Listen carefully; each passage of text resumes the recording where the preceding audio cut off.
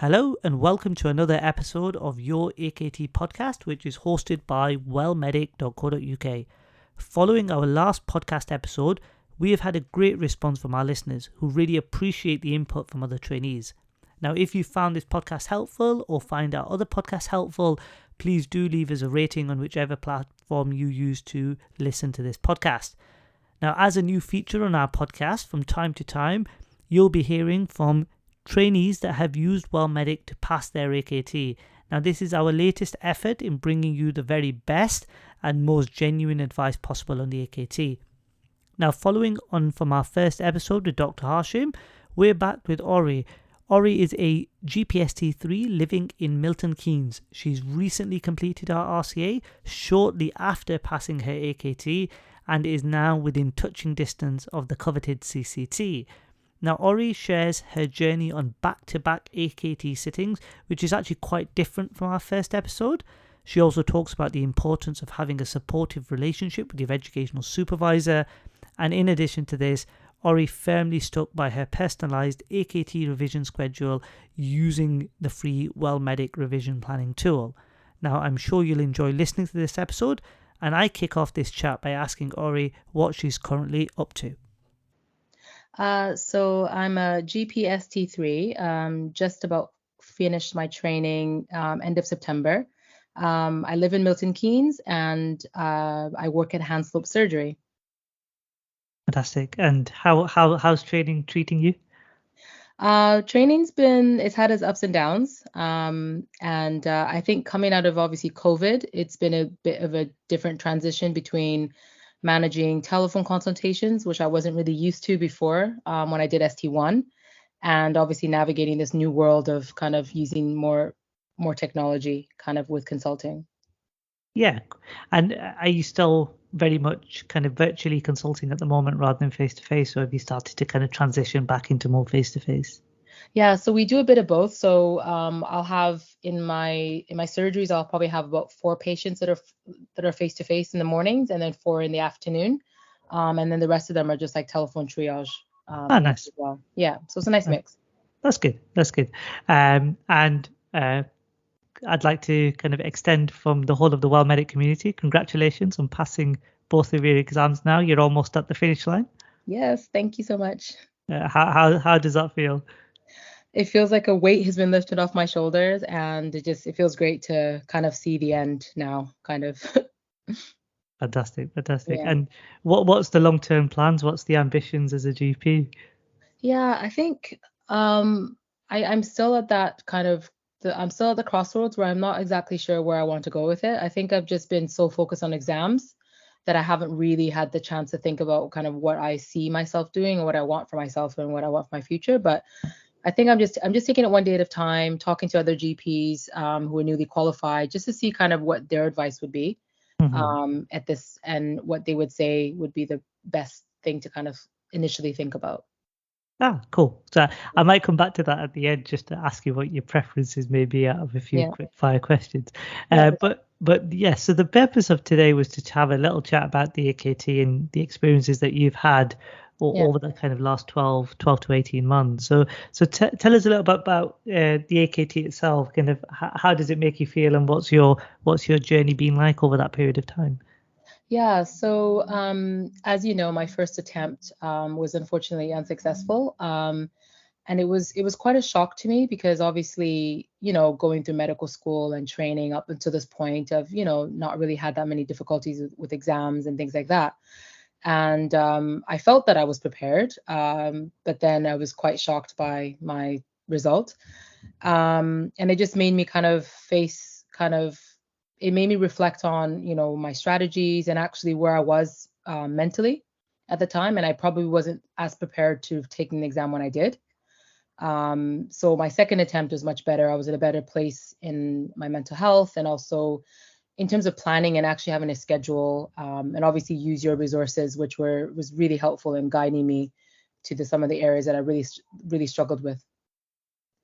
So when you talk about kind of timing the exam, and you said maybe it wasn't the right time for yourself. How did you come across or how did you make that decision that you were ready to sit the exam at that given point?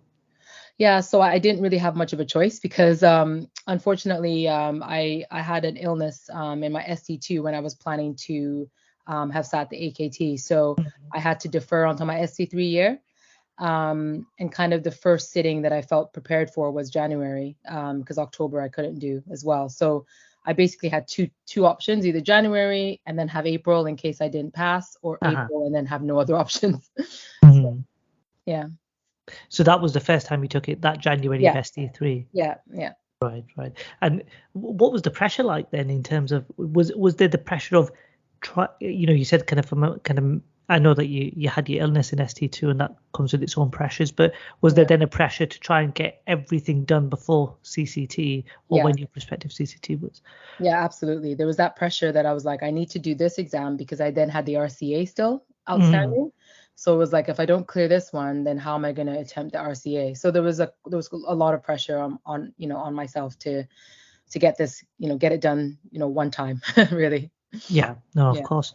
And do you feel, going back to the point that you made about medical school and kind of going through medical school, passing your exams through medical school, do you think there's an added pressure that comes with that? The fact that, many of us do kind of go all the way through, not really having many stumbling blocks when it comes to exams? Yeah, I think there is, because it doesn't really give you that.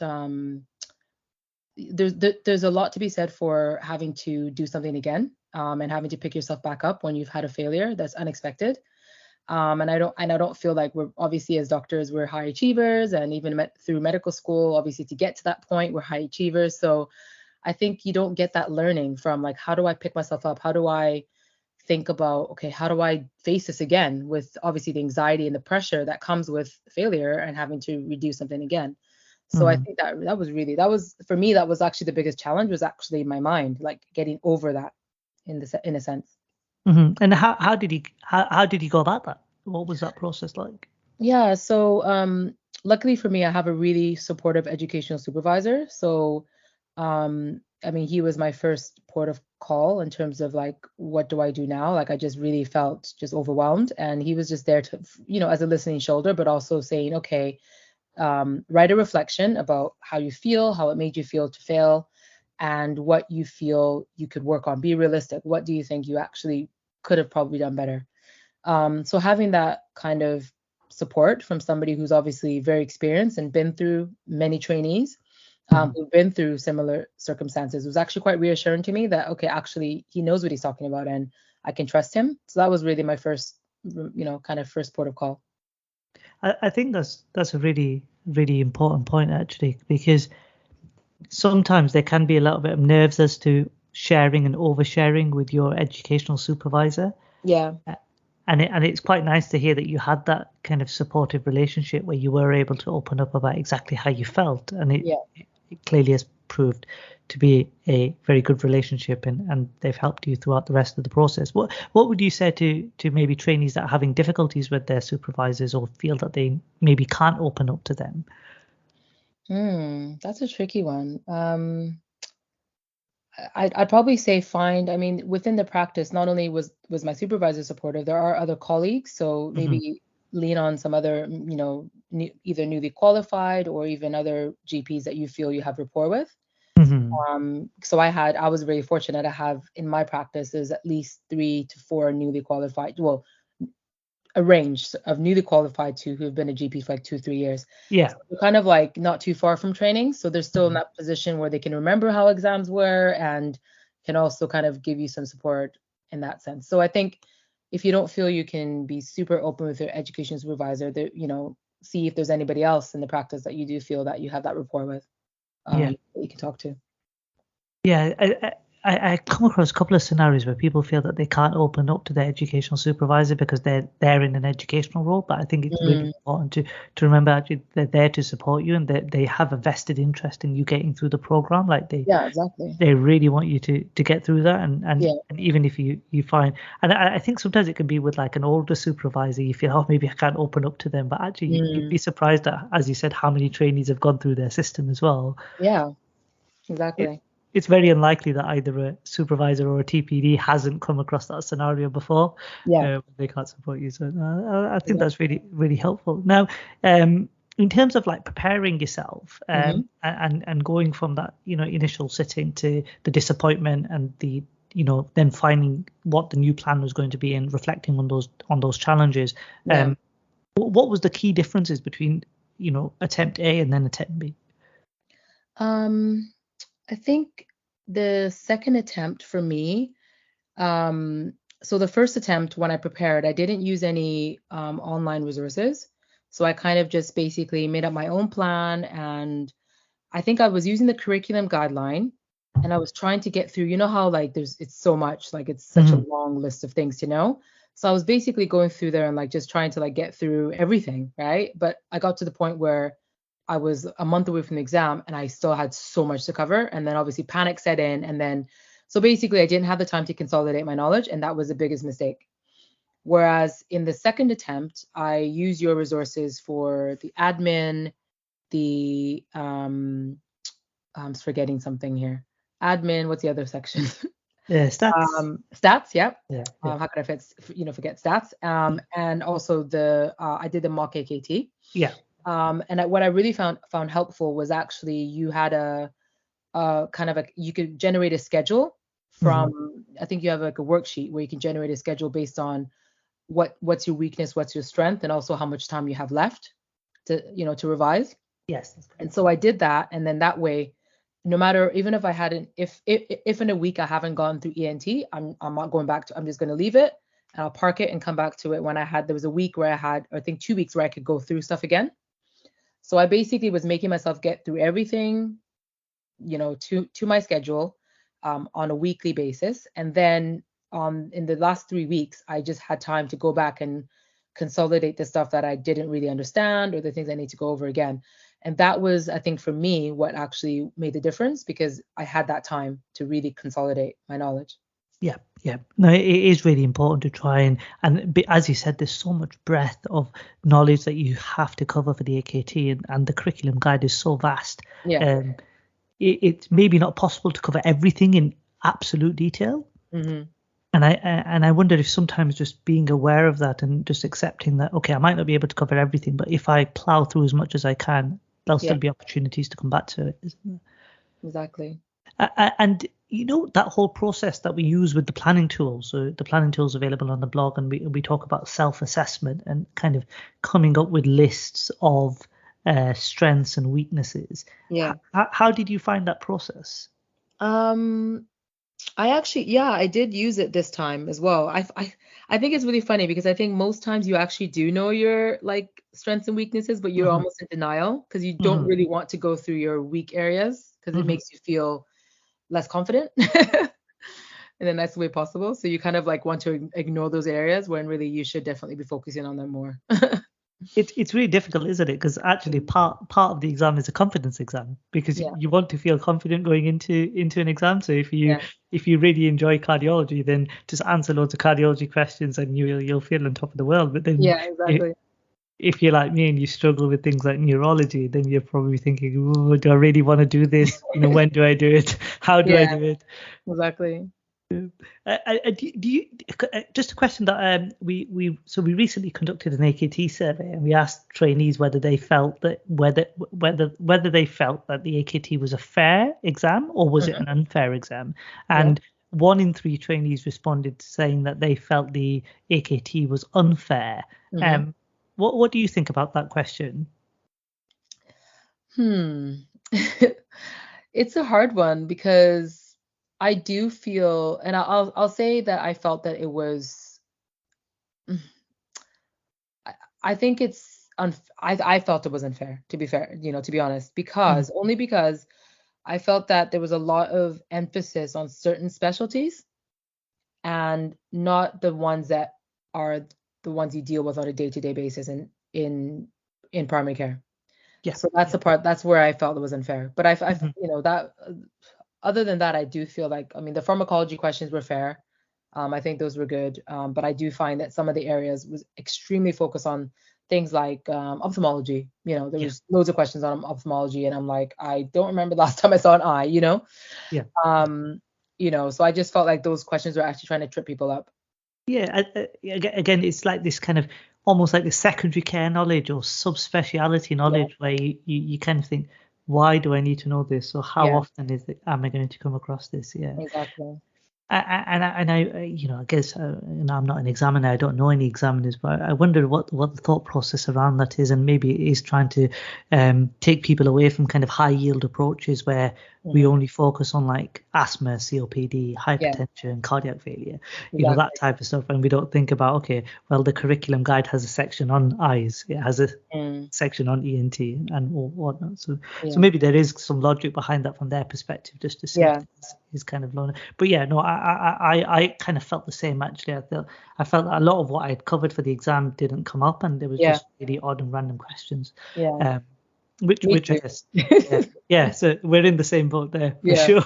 do you feel the whole panic because you're like, wait, nothing like this, I didn't study any of this. Of course. But this is why clinical experience can sometimes be really helpful, because I remember there was a couple of times in the exam where I thought, I've come, it's something that you've come across just in your kind of regular practice, and it comes to you, and sometimes it's just hit and miss whether you've come across stuff in your day-to-day practices. Yeah, exactly. Now, do you feel that the whole process has helped you in your future as a GP? So I'll say that because obviously I failed the January sitting, and I had to write in April, and I had to write I did the RCA in April as well. So wow. For me, it actually really helped my RCA because the clinical knowledge was just there. Like it was, it was so much easier to extract that knowledge than it would have been if I hadn't done it so close together, I guess. So I try to look at it that way. It's interesting because so there is some people prefer to take the exams very close together, and just because it is almost as in preparing for both at the same time. That's really interesting. And did you feel then there was maybe less looking at guidance because it was just fresh in your mind and you kind of knew what your management plans were and things like that? Yeah, exactly. Yeah, it was much better that way. That's cool. And how about the kind of, do you feel that you're a more resilient person for coming out of the other side of having that challenge from the January sitting than the quick turnaround to April? Because it's not an awful lot of time between the two exams, is it? Really? It wasn't at all. No, I do feel like a sense of like I'm proud of myself. I think that it was quite a difficult thing to go through, to kind of regroup, to deal with the disappointment, and then to like pick myself back up quickly and start facing two exams, two big ones. So I am quite proud of myself, and I do feel more resilient that actually I can do a lot more than I thought I could, whilst also working full time, right? And trying to also meet the demands of the portfolio and everything else, So you must be exceptionally skilled in time management to do the three things simultaneously. It's very, very difficult, but I think that's a credit to yourself, and absolutely you should be really, really proud of yourself. Now, in terms of if there was something that you could share with trainees in terms of anyone that's listening to this podcast today, that's either looking for some inspiration to either start studying or they're kind of midway through their preparation and they're just going through a little bit of a slump, what advice would you give to them? So I would say, one thing that really worked for me. So whenever I hit a wall with studying and I'm feeling a little bit discouraged or just feeling like information overload, actually just taking a day, or half a day off, it really makes a big difference. Doing something different. Just either, doing something that you enjoy to do. So walk, whatever, exercise, watching a movie, whatever it is. Just taking a break from the revision was really helpful for me to regroup. And the next day I just felt that I can actually do the next section that I needed to cover. Depending on what the person is struggling with, I definitely recommend courses, just because some of the groundwork is laid in the foundation, especially for stats and admin. Like that's such a daunting area to try to do on your own. And I feel like if you can have a course that actually guides you through how you should approach it, it really does help. So that was really helpful as well for me. Yeah, no, absolutely. Just to at least some of it summarized, and then you can kind of branch out into the areas depending on what your needs are, isn't it? No, but that's really helpful. And I think self-care is really, really important. Especially during exam times. I think you almost neglect self-care even more. Yeah, degree, because you think, oh well, I don't know about yourself, but from my perspective, I would often feel guilty for not revising. Yeah. That's like, how dare I not revise? Exactly. Exactly. I lost a lot of, I mean, if you think about when I was studying, so Christmas holiday, I had to be studying. Oh my goodness, Easter yeah. holiday, I had to be studying. So like big holidays, all the bank holidays that were going on, I had to study. So I felt like I was, not cheated, but like I did definitely take some time in those periods to at least one day or half a day or whatever to do something that I enjoy doing, and allowed myself to have that, which is important. Now you've got lots of Christmas, bank holidays, New Year's to look forward to, where you don't have to work unless you want to earn super locum money. I'm so excited. Looking forward to that. Absolutely. So no, it's been a real pleasure speaking to you, and I do appreciate the time that you've taken today out of your busy schedule as well. So I just had a couple of questions I wanted to finish off with. Just some quick fire questions about general practice. I think you've answered a couple of them already, but the first one is, do you prefer remote consulting, or do you prefer face-to-face consultations?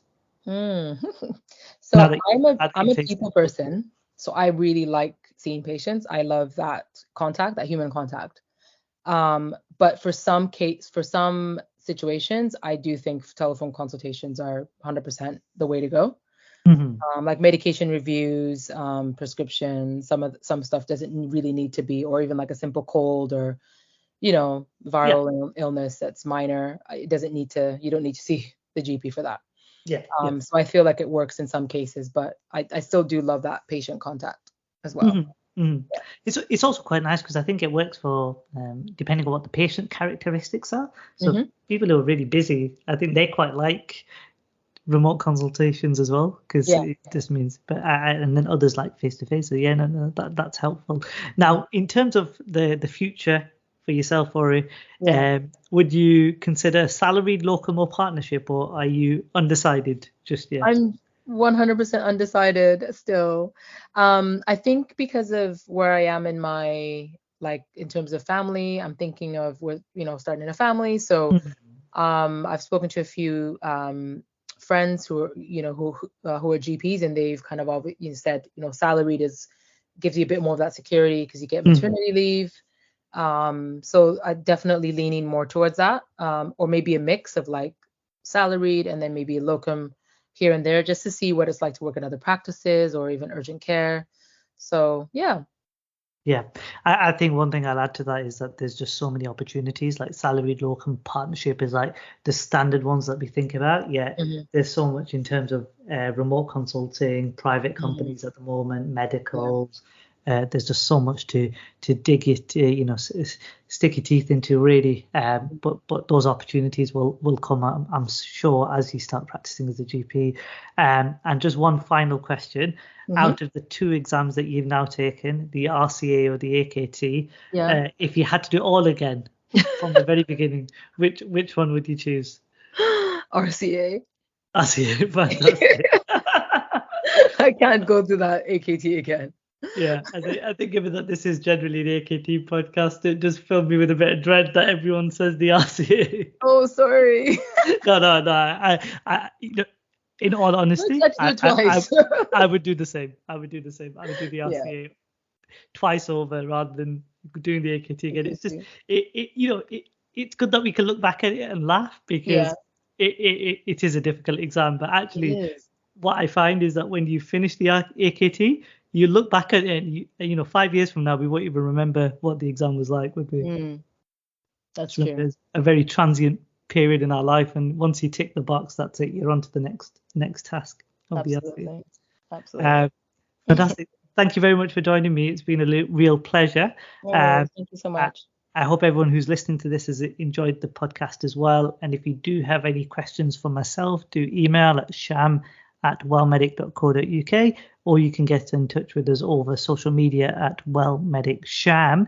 And if you have any specific questions for Ori, I'm sure you can email them across, and I'll get them to her as well. So thank you very much for listening, and take care. This podcast is hosted by WellMedic.co.uk. We help GP trainees pass the AKT.